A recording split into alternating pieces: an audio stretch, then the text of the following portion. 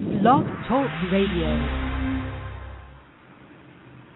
Hello, everyone. This is Laurie Smith on Blog Talk Radio. Good morning. It is Thursday morning, January the 5th. I'm glad to be here. This is One Child to be a Survivor to Another. One for 30 minutes. It's a live internet streaming radio broadcast from blogtalkradio.com. And the chat room is open, and I haven't popped any links in there, but I'll be looking at information from it's a church website called Emmanuels.org. That's www.immanuels, Emmanuels.org. And there's a BCM course on there. It's a biblical counseling manual, biblical counseling foundation manual, full of PDFs and whatnot. It's like a zip file. You can download that and look at those, at the information there. There's some great information there, all looking at biblical counseling and sort of taking a look at the sort of nouthetic biblical counseling, and that's what I'm. Thanks everybody for being here. I appreciate it, and we'll get right into the show here. I just ask that people listen at your own discretion because I'm talking about abuse, and abuse is a sensitive subject and it may trigger people, may bother people. You know, you have to know what's good for you to listen to because the topics of abuse can be really disturbing. So you have to know, that you're okay, and safe enough in a safe enough place to listen to this stuff. So if you're just if you're a survivor who's just starting out your healing journey, you want to make sure that you're okay to be listening to something like this in any of my shows, right? So I put a discretionary warning on all my shows. And people under the age of 18 and under, I just ask that you have permission to listen to my shows. You have like an adult listen to the show with you. That way they can help you make a decision whether you should be listening or not age appropriately, because my shows, it's all about stopping child abuse, but it's not for younger children. There's a lot of adult content on my shows, and so I just think children should be protected at all times. So if you're 18 and under, just have an adult listen to the show with you who can help you make a decision whether you should be listening. So thanks everybody. We'll get right into this. We were looking at yesterday, actually all week, looking at a couple of PDFs that I found on that BCM course, biblical counseling course, and talking about man's way versus God's way, and really looking at personal responsibility. Looking at the issues of that so many people will say, have all kinds of excuses for why they do things.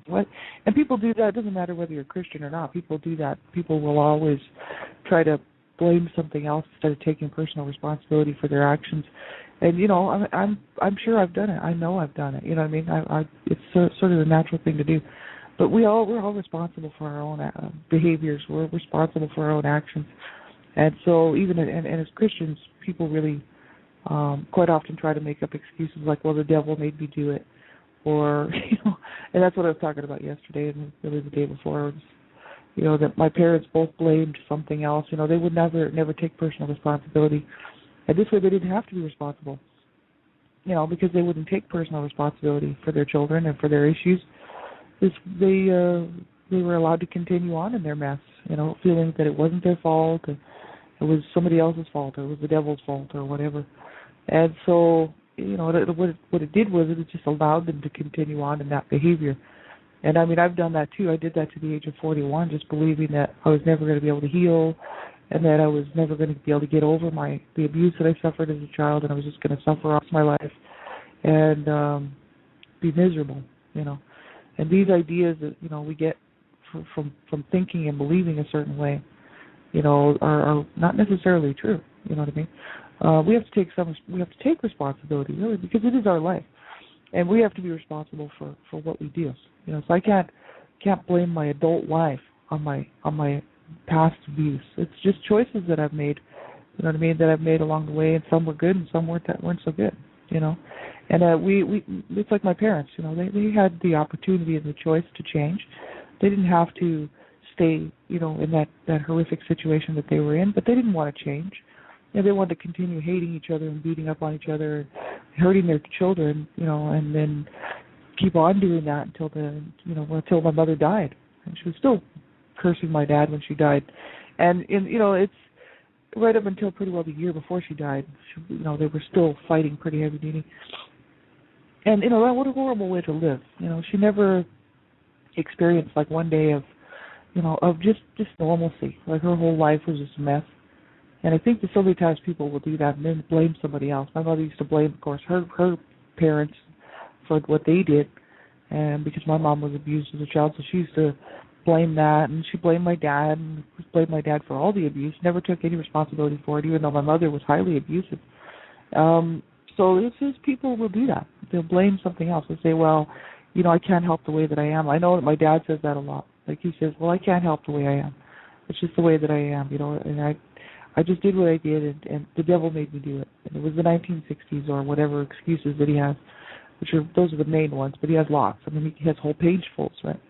Because he's written me letters. I actually saved one and kept it because he had every excuse on there and never ever took any responsibility for what he did to his family or to his children. So people can say things like, I can't help being bitter because I was physically abused, It's like, well, we can help that, like I'm bitter. And I mean, I'll admit it, that's why I'm seeking healing. That's why I've been doing this stuff for 2 years here on Blog Talk Radio, and looking at this, and looking at my behaviors, and looking at, what really happened, and what it's going to take for me to feel better and to move forward.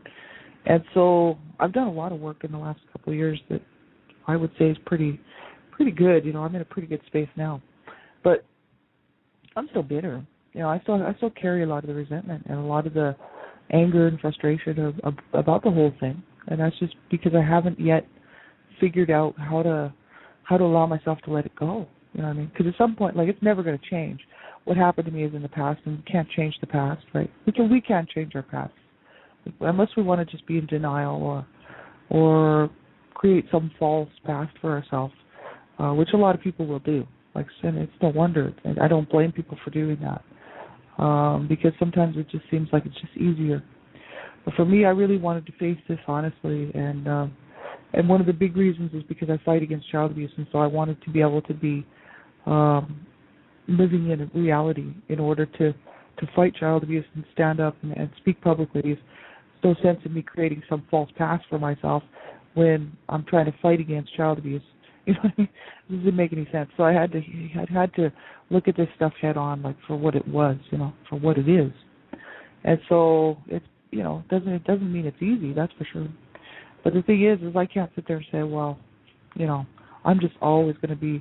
If I really want change, and I want change in my heart, and I want to feel better about myself as an adult, and I want to be able to move forward and move past a lot of this garbage that I've been dealing with since childhood, then I'm going to have to change the way that I feel, and I'm going to have to allow something to come into my life to do that. And what I was doing before was just, basically running and also looking for whatever it was that was going to work. And as a young person, did a lot of drugs till the age of 21, and stopped that.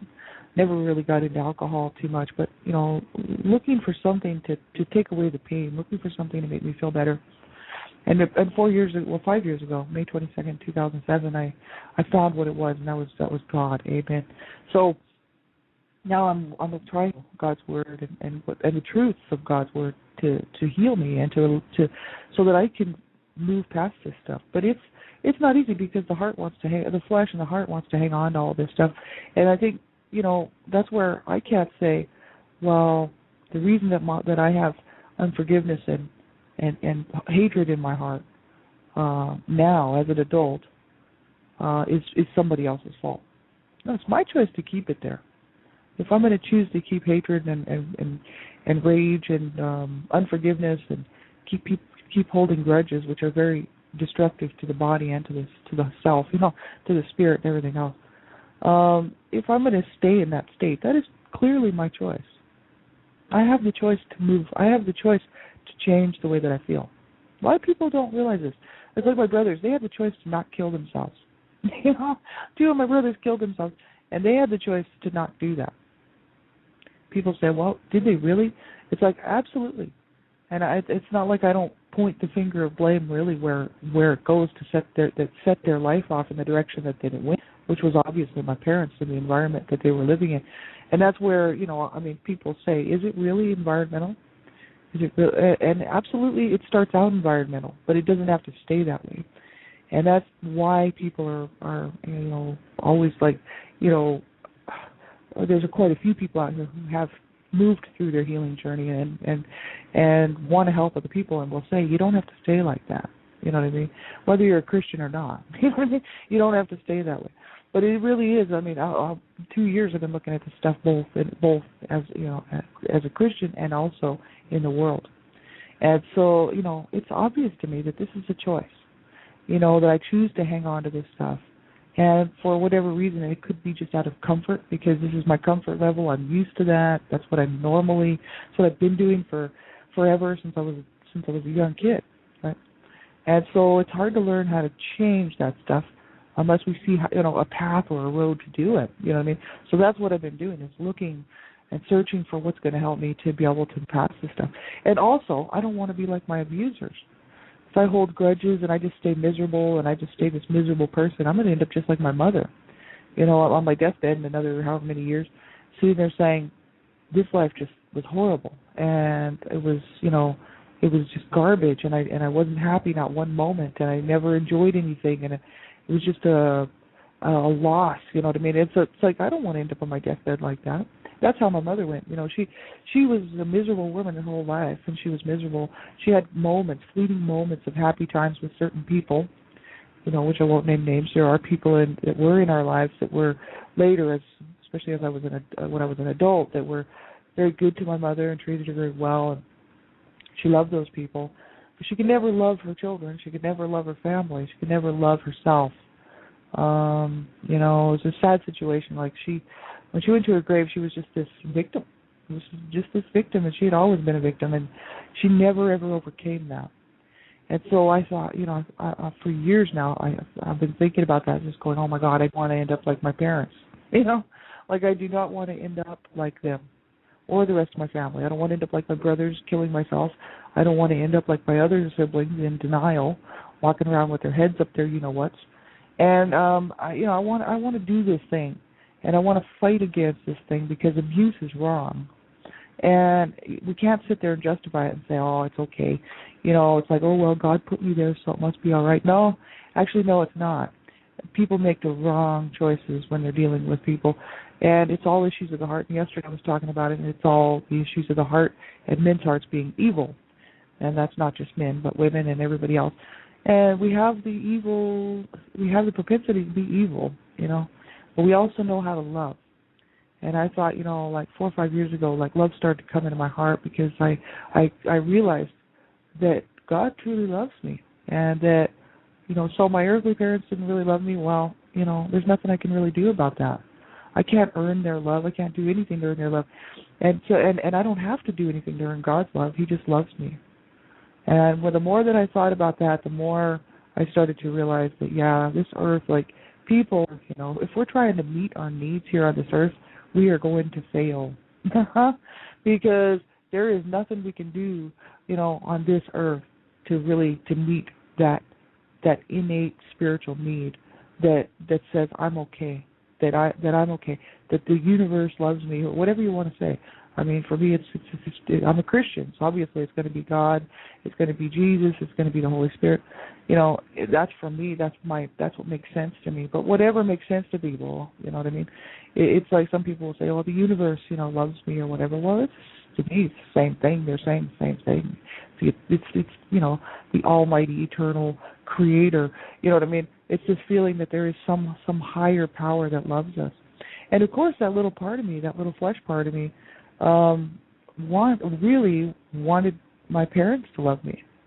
This little part of myself, my inner self, my children from so long ago, all these different stages in my life, wanted acceptance in my family, wanted my family to love me. But it wasn't going to happen, because my family was full of hatred and full of all kinds of evil garbage. And and today the remaining members walk around looking like and acting like that never even happened. It's like, you've got to be kidding me. And they do. And the reason being is because if they face it, they're going to have to look at themselves in the mirror and see who they really are. I have to look in the mirror and see who I really am. You know what I mean? Like, if they don't want to do that. Because my dad, if he has to look in the mirror and see who he is, then he's going to look, then he's going to say, well, okay, I'm a born again Christian, and I mean he's a born again Christian, so he's obviously been forgiven at the cross. It's all been forgiven, all been taken care of. But the issue is he still has to face what he did, and the fact that that it was his responsibility and that he treated his family horribly. And my sister, if she really wants to look at the truth and the reality of the whole thing, it's the same thing. She's going to have to realize that, it was what it was. So they all walk around in denial as if it never happened. And I think it's funny because it's like, okay, you people, you can do that all you want, but I know the truth and I'm speaking. That's why I wrote books and I really went public with my stuff, because it makes me sick that people will condone abuse and people will condone abusers. And that's incredibly wrong, and you can't do it. And people even within the church will condone abuse. There's people within the churches that will, and these are the people that shouldn't be condoning abuse because it's wrong, it's evil, it's from the devil as far as I'm concerned. Because anything like that, it's the opposite of love, it's the opposite of mercy, it's the opposite of compassion and goodness and everything that is good. So to me, it's evil. And so I just think that why would anybody condone evil? Right? We shouldn't be condoning evil, but people do, and they will excuse it away, just like this whole thing going on with the church, that's been going on since time began, since there ever was a church, where people are using children sexually, and then, for their own gratification and sexual purposes, and then saying, oh, well, within the church walls, we're protected, we're forgiven. Come on, give me a break. You think God's going to be okay with that? I don't think so. To say my deal with my dad, being a born-again Christian going to church on Sundays and then coming home and calling his wife a whore and a harlot when she wasn't.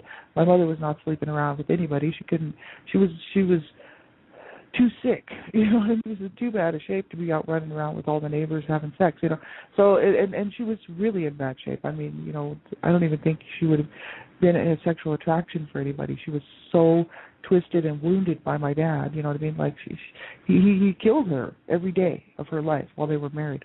So he would come home and call her names and start slapping her around, beating on the kids. And here he is, Mr. White Suit with his white shoes, Mr. So Holy and Mr. So Righteous. And so that's why for me, I've seen some of the worst stuff, as far as like human behavior goes. Literally, really, how much worse can you get? Besides just plain cold murdering somebody, really, daily torturing people, and this is all in the name of God. That's what my dad did. It's like, well, God would want me to kill the family because you're all evil. We're all demon seed. And my dad used to run down the freeway naked, trying to kill himself and stuff. Like, he was very mentally ill. And so, hey, this stuff goes on within churches. You bet it does. And it goes on everywhere. It does outside of the church, inside of the church. It's just going on. And yet there's a whole lot of people out here who sit there and say, well, it's just life. It's just the way it is. It's just like these excuses. It's just the way, I'm just predisposed to be this way. I couldn't do anything different. I was driven to do it. It's just the way that I am. It's just bull crap. You know what I mean? It's like people just don't want to take responsibility for their actions, and they don't feel bad for hurting each other. There's no remorse. There's no, oh my God, look what I did to my family. That's horrible. No, there's none of that.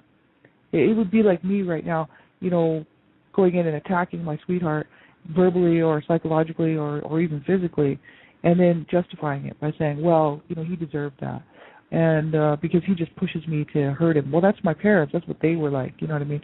That we deserved what we got, and that we should have gotten worse. My mother used to be like, I should kill you. You don't even deserve to be alive. I should just kill you. You're just a rotten, no good, blah, blah, blah. And I'd have to listen to this all the time. You know what I mean? And she was trying to kill me. She was beating the shit out of me. And the thing is that I was like, go ahead and kill me. By the time I was 10 years old, I was like, you've already killed me. You may as well kill me. And to be honest with you, that's what the Bible says about abuse, is that it's murder. Even Jesus said, if you even have a bad thought about somebody, you've murdered them. So imagine a parent like beating on their children, screaming at their children. It's not discipline. It's to destroy the child. It's to break that child. It's to kill that child. And whether or not they kill the child physically or not, that will kill a child in every other way. And that's what happened to me. And so, this is the issue, is that it's happening to so many children out here and so many people. And people like to excuse this stuff away. So my sister is living in denial. She just excuses this stuff away. And my dad did the same thing. It's just like, to them, they want to just pretend it never happened. But when they get up to the judgment, they're going to see it all flash before them, and they're going to have to take responsibility for their parts, whatever their parts were. And so we all are, as far as I'm concerned. That's what I believe. I'm a Christian. So, and even if I wasn't a Christian, why should I be allowed to go around hurting people? Why should I, as a human being on the planet, why should it be okay for me to just go ahead and hurt people? It's never going to be okay. See, and that speaking out against this stuff is never the popular thing to do, because the world is evil and full of all kinds of bad. See, I study all the time, so I'm always looking at the history of man, what's been going on since time began, and also what's going on in the world today. And so it's the same issue. There's nothing different. There's nothing that's changed. It's all about hurting people and meeting your needs, and not feeling that there is a higher power above you that has the capability of sending you to an eternal hell. There's a whole lot of people out there that just feel there's no consequences. They can do whatever they want, and and that's a sad situation. You have people killing their children and killing their babies. They go to a couple years in prison, and they probably don't feel bad about it. If you even talk to them, they probably wouldn't. My mother didn't feel bad about bashing my head in. She didn't feel bad that I was being sexually used by my brother, raped and sodomized by my brother. She did not feel bad about that. Like, I don't know how you can sleep at night, knowing that you've done these things to your daughter, or that you've let something like that happen to your daughter, and that your daughter's suffering. My parents suffering. They were the ones who were causing the suffering. And they could sit there. They weren't sleeping at night. It was pretty obvious. But that's not why they weren't sleeping. They weren't sleeping because they hated each other. And my mom was always worried that my dad was going to try to rape her. My dad was always trying to rape her, so that's why they weren't sleeping at night. But they weren't sleeping at night because of their own conscience. They didn't care what they were doing to my brothers. They did not care what they were doing to me. They didn't care what they were doing to their entire family. So you can't tell me that they're going to stand there. They're not going to face some judgment there, that God's not going to bring them up on some sort of judgment there and call their works and say, you had the opportunity to, because you had this beautiful family with these children, and you had the opportunity to help them grow and to bring them up in love with truth and goodness and mercy, and you destroyed them. And they're going to be like, well, the devil made me do it. It's like, right. I just don't see how God's going to, let that one slide. I really don't. And you know what? That's what helps me sleep at night, is that I didn't get any justice here on the planet, but I know that there's an eternal judgment, and that makes me happy. You know what I mean? I'm going to face it, too, but that's why I'm really quickly to change the way that I behave. I'm scrambling to get in line with God's way, God's will, and God's word. And I'm a big-time Christian. I'm more of a Christian than I am anything else. I am a Christian, and I gave my life to serve the Lord Jesus years ago, 5 years ago. And I'm not ever turning that around. Like, this is the way I'm going. But the thing is I know that my works are going to stand in judgment. They're going to, I can't get away with anything. You can't get away with anything. People think that they will be, but I just know that they're not. And it's real funny, because there's all these people out here raping people, killing people, blowing people's houses up, blowing people's countries up, and they're thinking that it's okay. And they're going to find out eventually that it's not okay, and it never was okay. We have a choice. God gave us a choice. He says, you choose. You choose to serve either me, or you choose to serve the devil. What is that? You choose to serve goodness and love, kindness, mercy, compassion, or you can choose to serve evil, which is death, murder, destruction, stealing, hatred, raging, loathing, lustful, whatever it is, evil stuff. You choose who you're going to serve. Keep in your heart. You're going to keep God in your heart, which is love and mercy and kindness and all this other good stuff, which is good stuff, because we know the difference. That's why I know there's God, because I know the difference. If I didn't know the difference and it was all just one big long thing of just one normal feeling of evil, well then, if we all felt that, well then we'd know. Okay, you know what I mean? No, we all know there's God. There's a whole lot of people out there like to deny, but you know what? That's just their own deal. The issue is I totally believe it, and why? Because I know it. You know what I mean? It's a knowing, and not only that, but it's just too obvious that the Word of God is very true. And God says you can serve. You can't. You serve me or you serve the devil. So in other words, you serve love. You either keep love in your heart, and then you'll be blessed. And that's obvious, but not necessarily on this earth. Because if you're walking around with love in your heart, caring about people, being a good person, it does not mean that you're not going to be victimized. You'd probably be more victimized than if you're evil, because that the world is evil. And so if you go ahead and let evil stay in your heart, and you serve evil, and you serve grudges and hatred and rage, which is what I was doing, right? I mean, I thought I was a good person. Sure, I was a good person. I wasn't out there trying to hurt anybody, but I had a whole lot of hatred and rage in my heart for my parents and for what my brother did to me, for what happened to my family, you know, and that stuff was eating me up, you know, literally. And I mean, it was destroying me. So I didn't want to destroy anybody else around me. It was destroying me. And so that's why God says, you know, you can serve that, or you can choose to have me in your heart. You know what I mean? And He gave us a heart to know God. And so, you know, my parents, had they really been serving God, you know, everybody has problems. It's not like there's some marriage that's perfect out there. The whole issue is that if they really truly love their family, they would have got help. They were brought up on charges. They should have got help. You know, they were told to go get counseling, family counseling, marital counseling, individual counseling for their own issues. Plus, they were psychologically messed up and mentally ill, so they were told to get, you know, mental health counseling.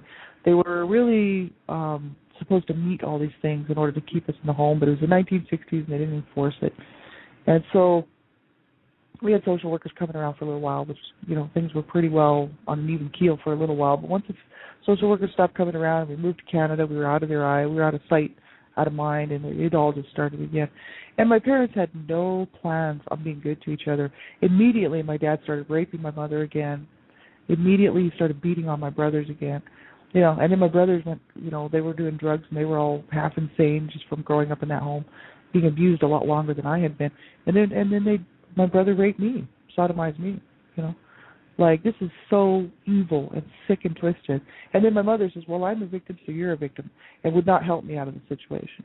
So she wouldn't do anything to stop my brother from sexually using me. So she allowed it and knew it was going on, you know. And because she was being abused and raped, and her body was being violated, she just figured, oh, well, too bad, join the club. You know?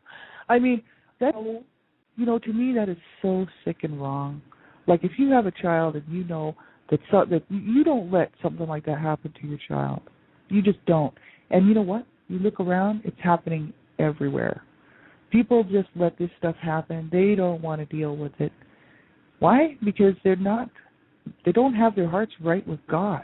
They don't have their hearts in the right place. You know, there's nothing that says that it's okay to do these things to children in the Bible. There's people that like to try to point out Scripture in there, and what they do is they change it to make it sound like God said that, but that's not true at all. And there's nothing, discipline is not abuse. See, in my mind it is, because I was abused as a child. So in my mind, if somebody says the word discipline, I automatically think of abuse. The thing is the word discipline does not mean abuse. It means correction. You know what I mean? It's like you help a child, you train a child up. You don't beat on a child. You don't rape a child. You don't burn a child. You don't kill a child trying to correct them. You know what I mean? You don't break a child. You don't break a child's will, and you don't break their bodies. You don't do that to a child. You know why? Because when you do stuff like that, you're playing God, and God's not going to appreciate it. You know, He created all of us, and He loves every single one of us. And if people think they're going to get away with this stuff, I don't think so. It's not going to happen. And, you know, if people say, well, if they repent and they really have remorse, then they're forgiven. And you know what? I believe that. But I know for a fact that my brother had no remorse for what he did to me. No remorse whatsoever. And I know for a fact that my mother had no remorse for what she did to me. None whatsoever. And I know for a fact that my brother, who's still living, my sister, and my dad, who are the three remaining family members, do not give a shit about anything except for where they're getting their next meal and how much money they have and what they're going to put in their gas tank to drive down the street. They don't care, period, about anything but themselves. It's all self-centered stuff, right? So I decided that I wanted to change my heart. So in other words, in order to do that, I had to cut them off, and I had to really start looking within and looking at the situation. And I didn't want to end up, you know. And in doing so, I'm a little bit salty, but that's just the way it goes, because you need salt. When you're talking about abuse, you need salt. You need that in love. You know what I mean? With love, if you're going to keep love in your heart, you have to keep love in your heart. That's the walk that I'm walking, and it's hard. It's hard because part of me wants to hold these grudges. Part of me wants to have that rage and anger going on because it was what happened to me as a child. The other part of me says, no, we're serving God now. We're not serving the devil. We have love in our heart. We have compassion and mercy and kindness. I mean, but Jesus was not a wimp, and neither, should any Christian be. We got a job to do. And, it's like we have a job to do in our own lives as well as in the world. And that is to